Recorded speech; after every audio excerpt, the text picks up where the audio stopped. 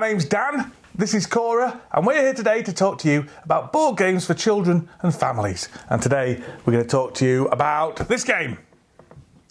What is it, Cora? Ghost Fightin Treasure Hunters. You didn't need to wait for me to say what is it.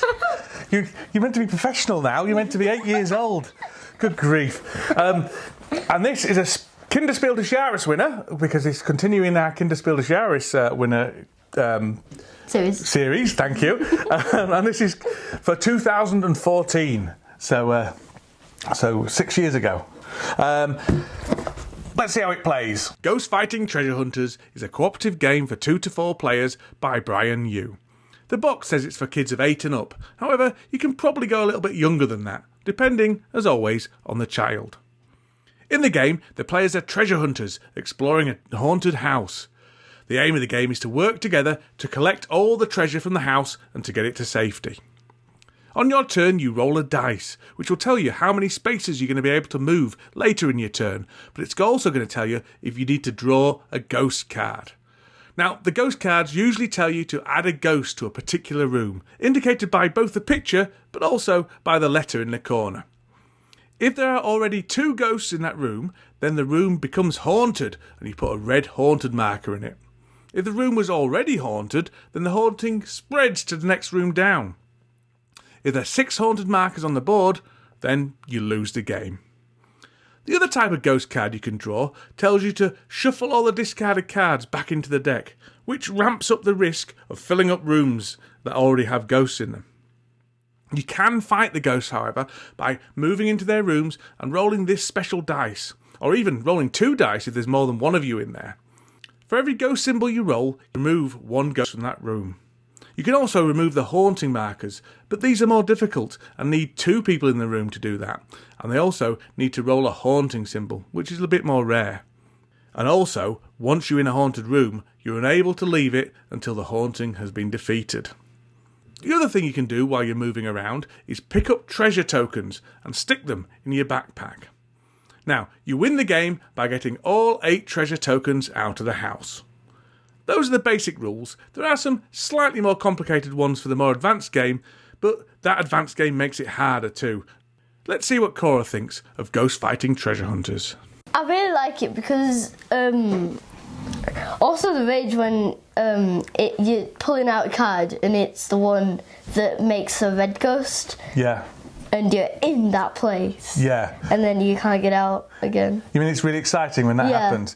Yeah. It's really exciting. It's a cooperative game, obviously, and it reminds me in very many ways of Pandemic. They might as well have called this Pandemic Junior, to be honest, because that's, I mean, you don't know what that means, yeah. But honestly, that is basically what it is. You're drawing cards and ghosts are coming out, and if too many ghosts come out in one space... There's a bad ghost. There's a bad ghost, a red ghost, and that's a big problem. And then if there's already a red ghost out there, it will pop and it will carry on, won't it? And it will go on to other spaces. If there's like a red ghost and red ghost and red ghost, it'll go... Yeah, that's it, and infect everywhere and things like that. So it's really good.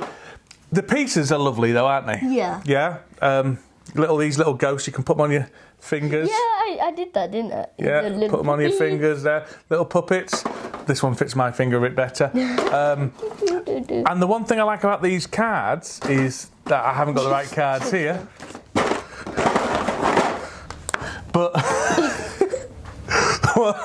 the thing I like about the cards is that each one shows a different room, doesn't it? Yeah. And like there's a ghost playing with toilet paper and then the shuffle card, it's like they're using magic and there's a big circle of cards and like... Yeah.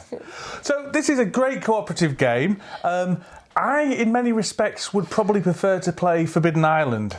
What would you think? You prefer this? Why do you prefer this? I don't know. You don't know. Is it the pieces? Is it more exciting? I prefer, personally, Forbidden Island. It gives me very much the same kind of feel. But Cora prefers this one, probably because of the pieces and the theme and things like that. Is that fair to say? Yeah. I mean, what do you think about the theme? Is it scary? I like it. Yeah? Do you lay awake and have nightmares about these ghosts? No. Ooh. Wait. They're actually kind of cute, though. They are actually kind of cute. And And you can have really crazy games like we just did, where there was like pairs in like nearly every single room. Yeah. So we're really lucky that we didn't get out straight away. It really looked like we were going to lose, didn't it? We did. No, well, we did lose. We did lose, yeah. But I don't think we could have won there. No, I don't think we could have won. We had a bad game. We rolled some bad dice, didn't we? They were just like pairs and pairs and pairs of loads of pairs of ghosts just all over the place, and I don't think it would have been, well, it would have been possible to win, but I don't think for us.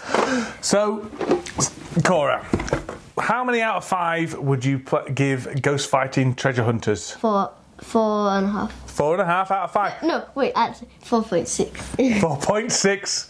4.6 out of 5. I would give it 4, mainly because I prefer Forbidden Island for some reason. What? I'm allowed to. But either way, either of those 2 games are great and you're going to really enjoy them. They've got a Ghostbusters themed one of this. Yeah. And Ghostbusters is Cora's favourite film, isn't it, Cora? Never seen it in my life as well. Have you not seen that one? No. You haven't seen Golden Girls? You haven't seen Ghostbusters?